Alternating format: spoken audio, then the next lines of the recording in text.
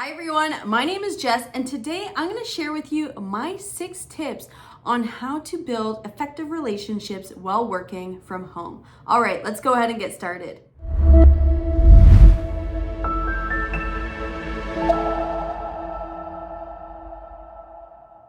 All right, everyone, welcome back to my channel. If you're new here, go ahead and hit that subscribe button below. It would help me out a lot, and you'll be reminded that every single Monday I do post new content. Okay, so you are here because you are working remotely and feel a little isolated and not really sure how to build successful relationships while being so far from either the head office or your colleagues.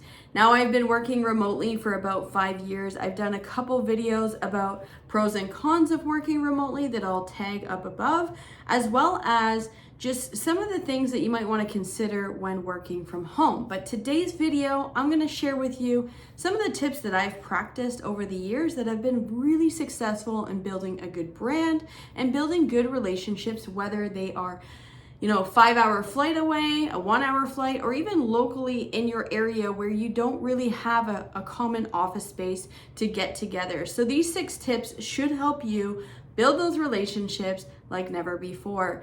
Now, number 1 would be video conferencing.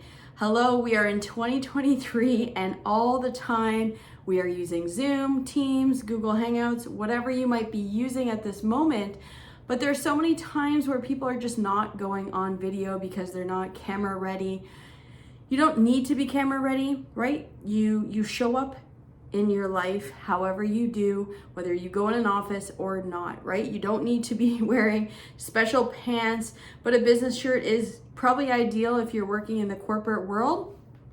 And just show up on video. Go on video, even if you're the first one to do it and nobody else is. This is really how you build meaningful relationships.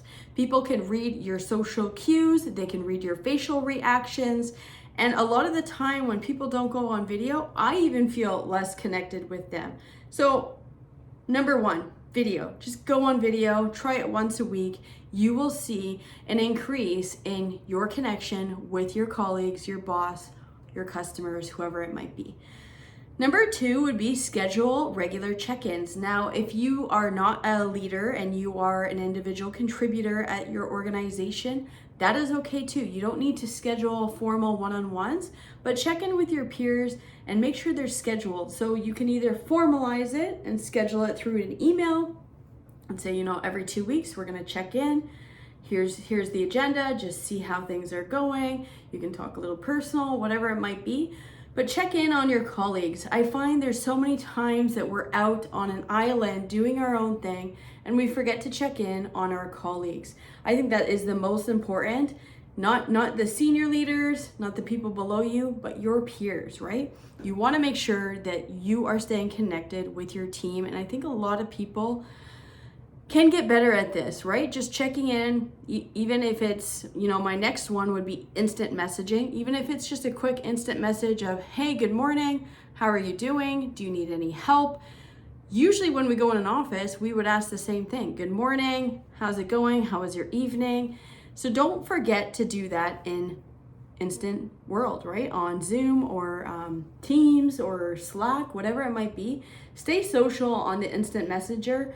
I know for the older generation or the 10-year folks, you might not be using instant messenger as much, but this new generation that has come into the workforce, they're using it constantly. They're sending memes, they're sending best practices, and we can learn a lot from this next generation. So instant messenger is key to stay connected.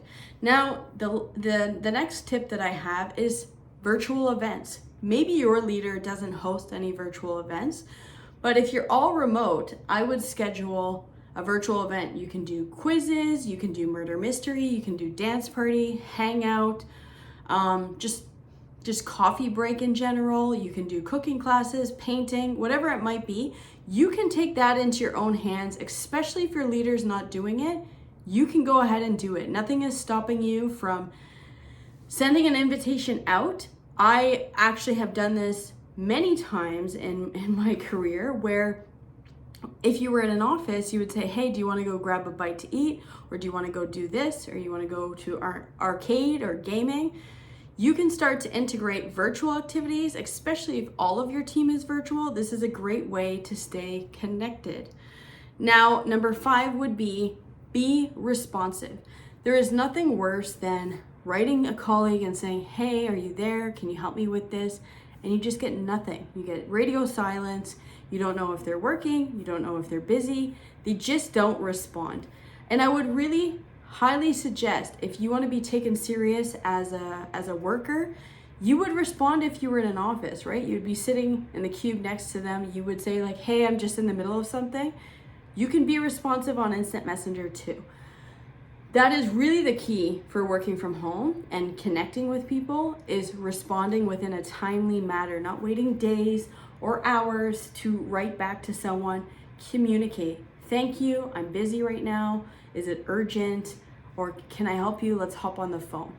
Being responsive, whether you're in an office, working from home, in a relationship, in your personal life, I think is really the key to building great relationships, is communication. And lastly, I could be better at this. You know, I don't share a ton of personal stuff and personal updates, but sharing personal details about your life is crucial. I mean, I'm working from home. I'm 9 months pregnant. I'm 9 months pregnant, and you wouldn't tell, right? Maybe you would because you've known me for a few years now, but you wouldn't tell. So talking about something personal like that, saying, hey, I'm pregnant, though you can't see me, I'm not gonna stand up, is a huge thing, right? You would typically share a lot of personal things in the office with networking, or if you meet someone for a coffee, or if you're in sales, customers, you would just talk personal to build that rapport. It's the same thing in the virtual world and the remote world. Share, hey, I'm having this for dinner, I'm going out, I'm doing this on the weekend, going skiing with my family, whatever it might be. Share some personal details. It goes a long way to building great relationships. So I hope these 6 tips are helpful for you. They've been very helpful for me in my career over the last 5 years of being remote. And if you have any, because I'm sure you are also potentially working from home, feel free to comment below. I would love to hear from you. And I will see you next Monday. Take care. Bye-bye.